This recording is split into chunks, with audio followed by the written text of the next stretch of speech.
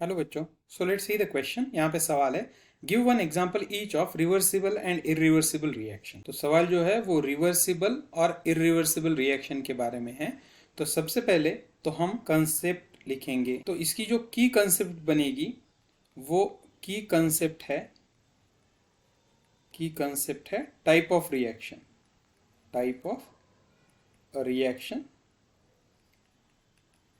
और कैसे?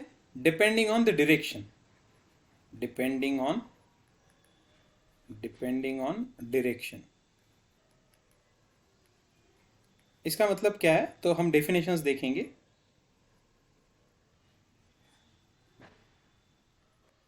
तो पहली तो है रिवर्सिबल रिएक्शन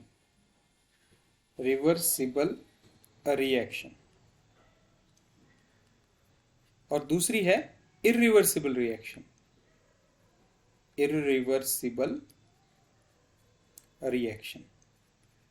अब देखो, रिवर्सिबल रिएक्शन मतलब क्या? वो reaction that can convert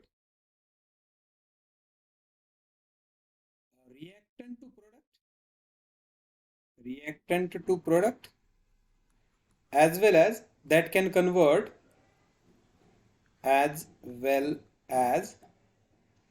product to reactant।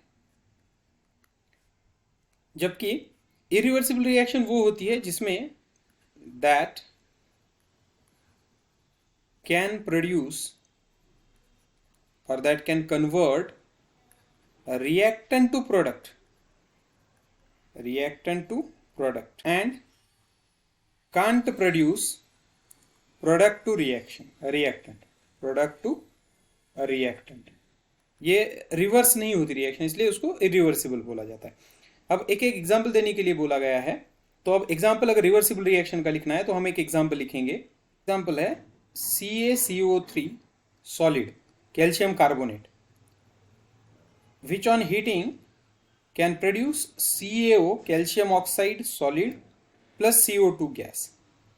अब ये रिएक्शन रिवर्सिबल क्यों है? क्योंकि कैल्शियम कार्बोनेट लो, उसको हीट करो तो CaO मिलता है, calcium oxide solid, CO2 gas release होता है। इसके उल्टा अगर आपके पास कैल्शियम ऑक्साइड हो और उसमें अगर आप CO2 गैस पास करो तो फिर से तुमको CaCO3 मिलेगा। तो ये रिवर्सिबल रिएक्शन है, this can reverse. Whereas irreversible reaction क्या होती है उसका एक एग्जाम्पल देखेंगे। आपके पास अगर मान लो सोडियम मेटल है Na सॉलिड, इसमें आप H2O डालो और वाटर के साथ उसकी रिएक्शन करो, हम ऐसा बोलेंगे। ओके, तो ये क्या बनाएगा? It will produce NaOH and it will release hydrogen gas, या हाइड्रोजन गैस रिलीज करेगा और NaOH बनाएगा जो एक्वियस होगा। मतलब देखो, रिएक्टेंट क्या था? सोडियम सॉलिड था, H2O लिक्विड था, और इससे क्या बनेगा? NaOH एक्वियस बनेगा, हाइड्रोजन गैस रिलीज होगा। बाद में आप कुछ भी करके इसको रिवर्स नहीं ला सकते या इसको प्रिपेयर नहीं कर सकते, इसलिए इरिवर्सिबल रिएक्शन है। So I hope it will help you. All the best.